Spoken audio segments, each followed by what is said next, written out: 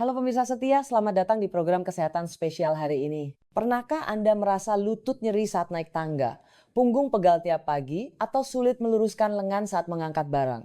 Itu semua bisa jadi gejala awal dari pengapuran sendi yang kerap dianggap sepele.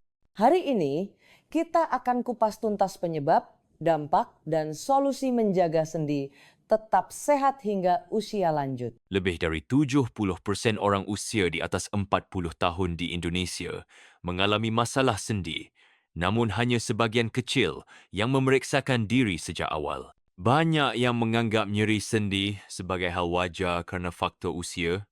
Untuk membahas lebih dalam, kami mengundang seorang pakar yang sangat berpengalaman di bidang tulang dan sendi. Mari kita sambut Dr. Arlina Kartini, SPKFR, dengan pengalaman lebih dari 20 tahun di dunia rehabilitasi medik dan kesehatan sendi. Selamat datang dokter, terima kasih sudah hadir di studio hari ini. Terima kasih banyak, senang sekali bisa berbagi di topik yang sangat relevan. Dok, sebenarnya apa itu osteoartritis dan mengapa banyak sekali orang mengalaminya saat ini?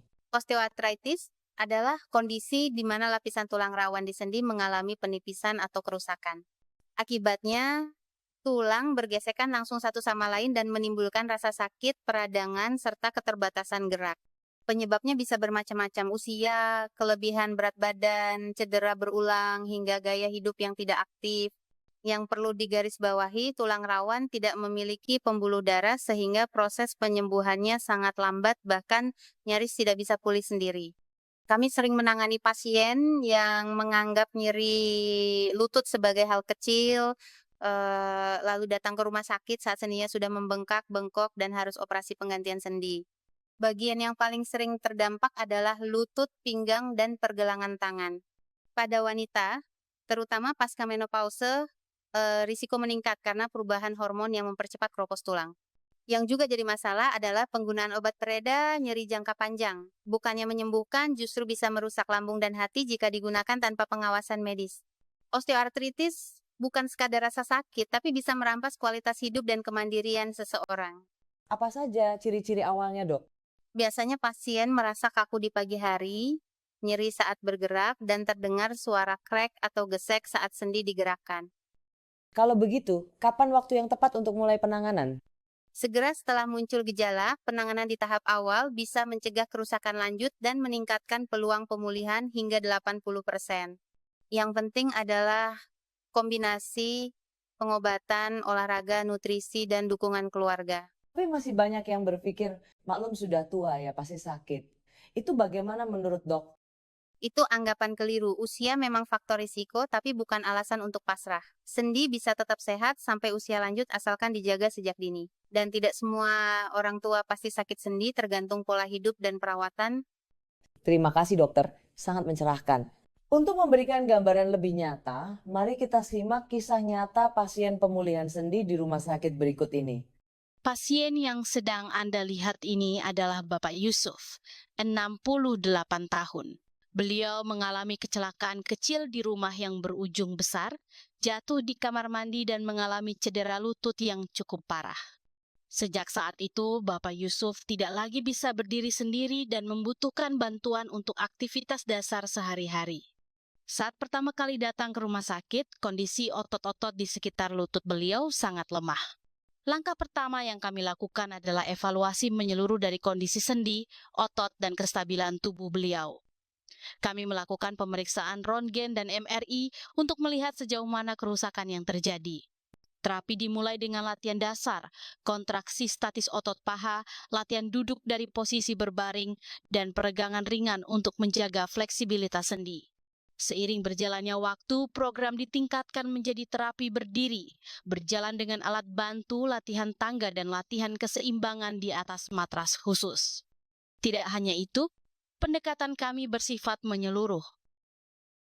Bapak Yusuf juga diberikan suplemen yang mengandung nutrisi penting seperti glukosamin, kondroitin, vitamin D3, dan kalsium untuk mendukung regenerasi tulang rawan. Nutrisi dari makanan sehari-hari juga kami pantau agar sesuai dengan kebutuhan penyembuhan jaringan. Salah satu tantangan terbesar adalah menjaga semangat pasien. Dalam kasus Pak Yusuf, dukungan keluarga sangat luar biasa. Anak dan istrinya rutin menemani latihan harian. Dan itu membuat beliau jauh lebih termotivasi. Bahkan pada minggu kelima, beliau sudah bisa berdiri lebih lama dan mulai belajar menyeimbangkan tubuh tanpa alat bantu.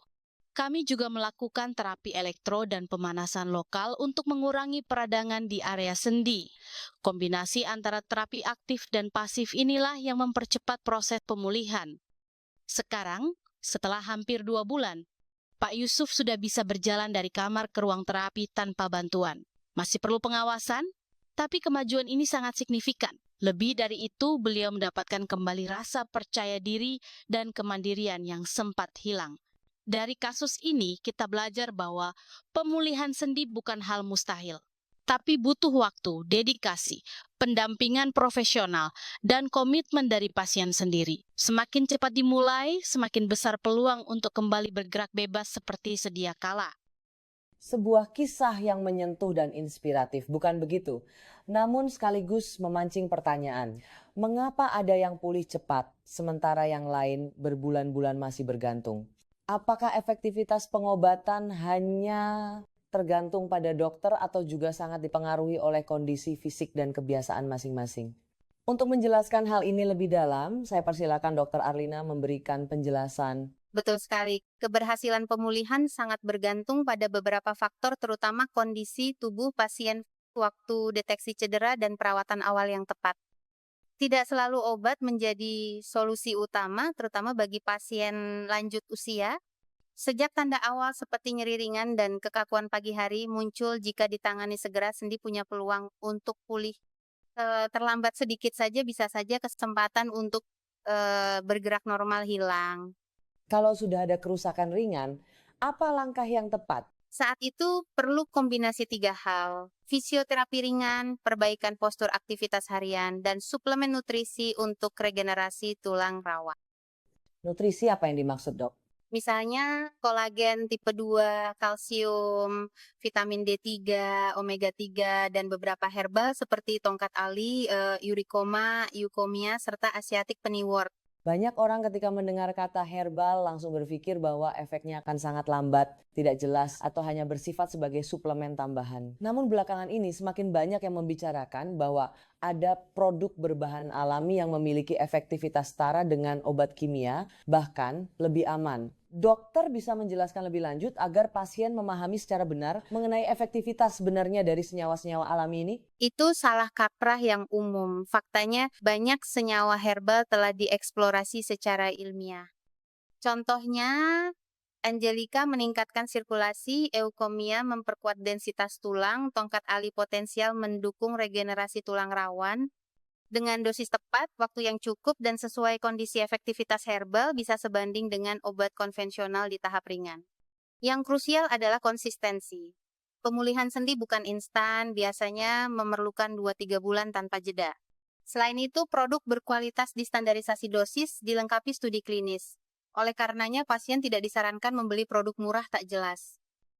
Berarti herbal tetap perlu dosis dan durasi benar? Benar, setiap senyawa alami memiliki waktu paruh dan penyerapan tertentu. Dosis terlalu rendah tak efektif, terlalu tinggi bisa memicu efek negatif. Terutama lansia, metabolisme melambat, sehingga diperlukan jadwal jelas, tidak terburu-buru, dan tidak sembarangan mengubah.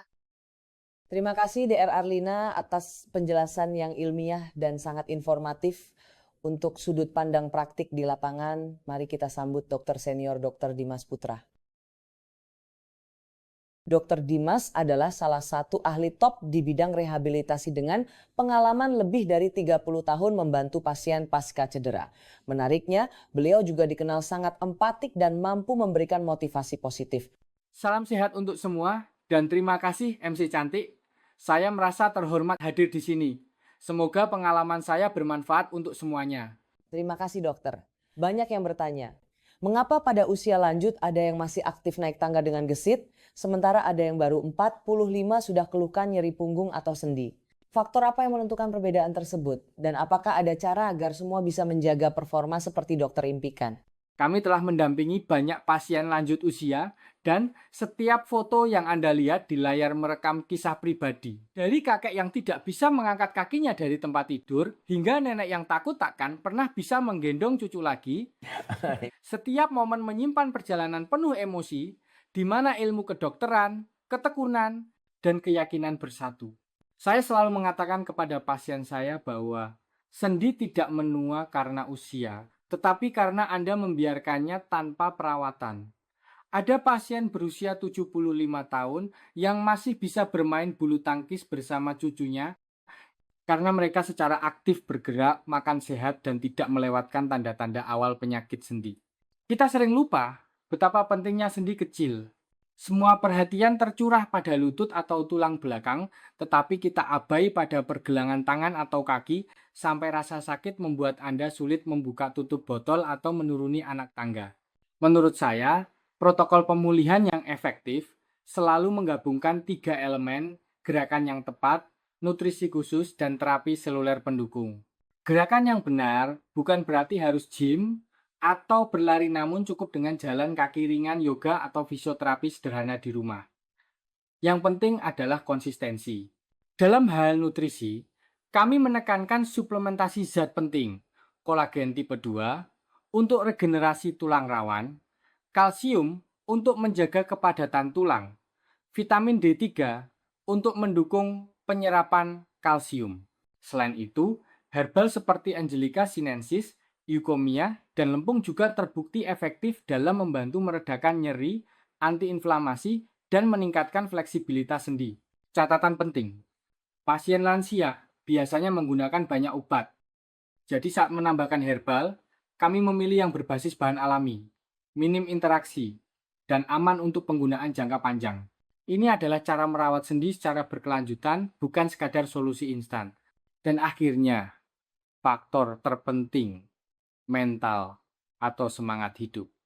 Saya selalu mendorong pasien untuk menjaga kebahagiaan karena semangat positif dapat merangsang sistem kekebalan dan mempercepat pemulihan.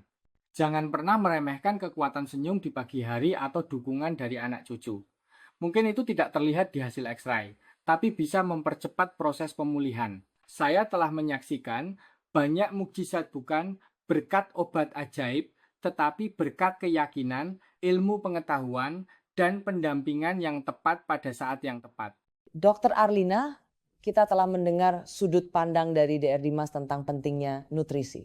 Namun, dalam praktik kedokteran konvensional, menurut pengalaman dokter, apa saja yang menjadi fokus utama dalam penanganan jangka panjang pasien dengan masalah sendi? Dalam dunia medis, kami selalu memegang prinsip integrasi 4 pilar utama: diagnosis yang menyeluruh, intervensi tepat waktu, pencegahan kekambuhan, dan edukasi pasien.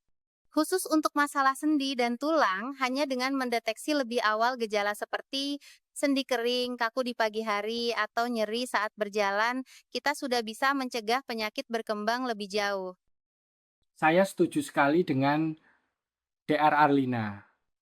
Namun, semua itu hanya efektif bila pasien sendiri sadar akan tanggung jawab untuk kesehatan mereka.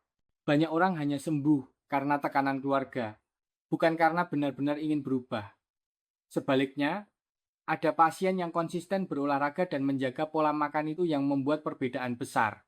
Pasien perlu dukungan sebagai partner harian.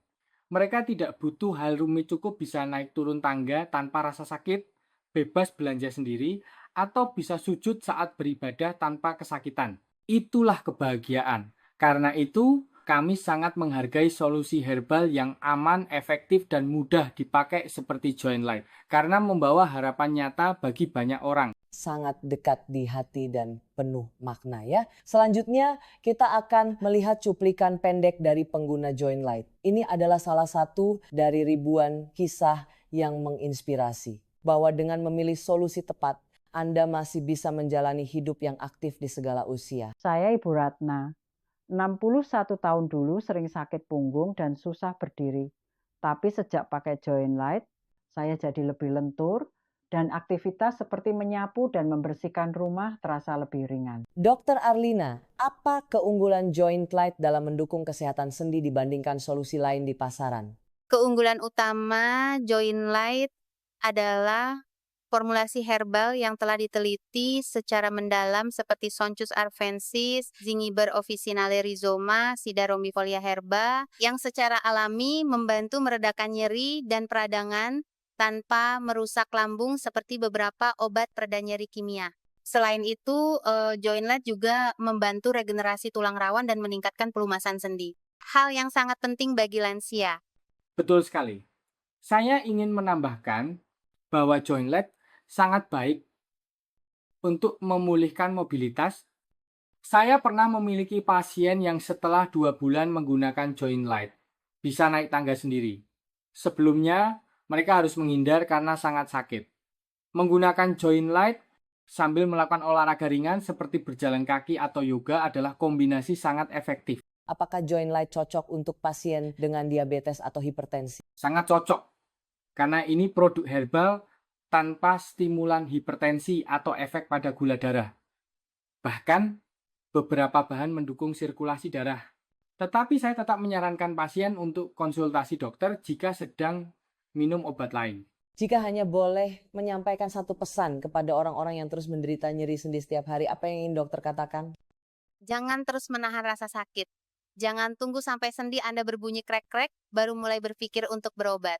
Mulailah dari hari ini, bahkan dengan perubahan kecil, cukup minum air, bergerak ringan, dan gunakan dukungan herbal yang aman, itu semua akan membantu Anda mempertahankan kendali atas hidup Anda.